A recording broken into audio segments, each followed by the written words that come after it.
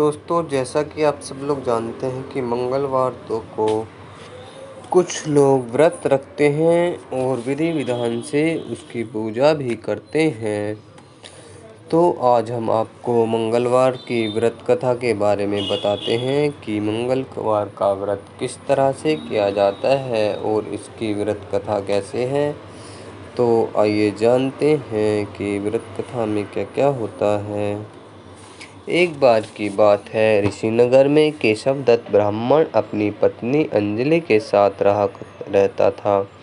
केशव दत्त के घर में धन संपत्ति की कोई कमी नहीं थी।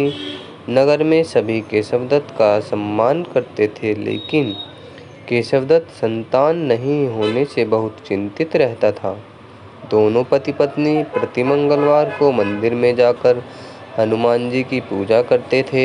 विधिवत मंगलवार का व्रत करते हुए कई वर्ष बीत गए।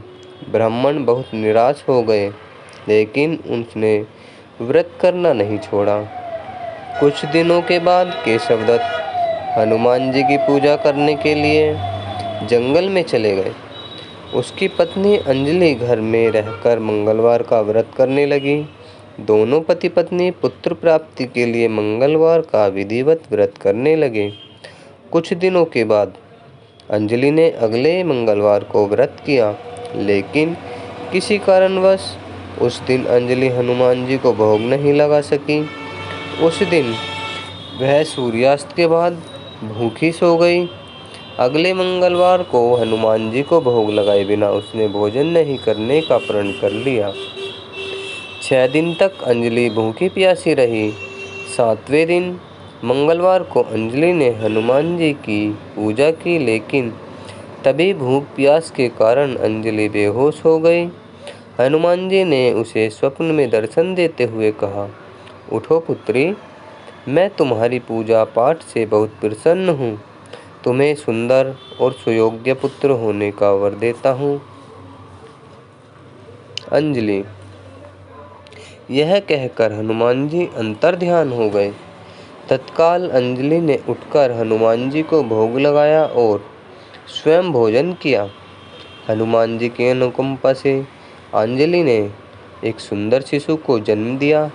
मंगलवार को जन्म लेने के कारण उस बच्चे का नाम मंगल प्रसाद रखा गया।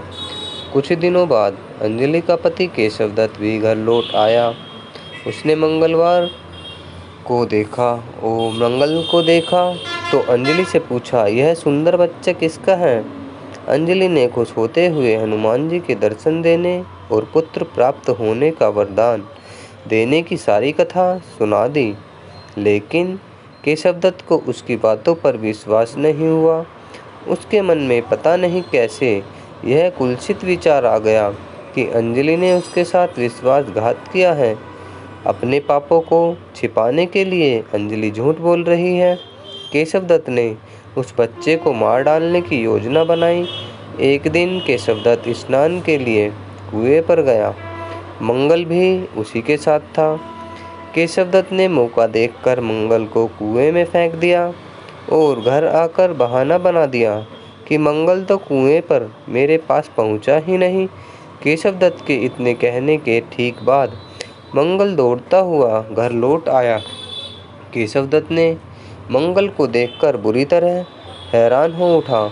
उसी रात हनुमान जी ने केशव दत्त को स्वप्न में दर्शन देते हुए कहा, तुम दोनों के मंगलवार के व्रत करने से प्रसन्न होकर पुत्र जन्म का वर मैंने दिया था, फिर तुम अपनी पत्नी को उल्टा क्यों समझते हो।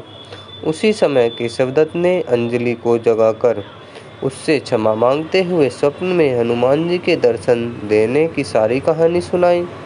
केशव दत्त ने अपने बेटे को हृदय से लगाकर बहुत प्यार किया।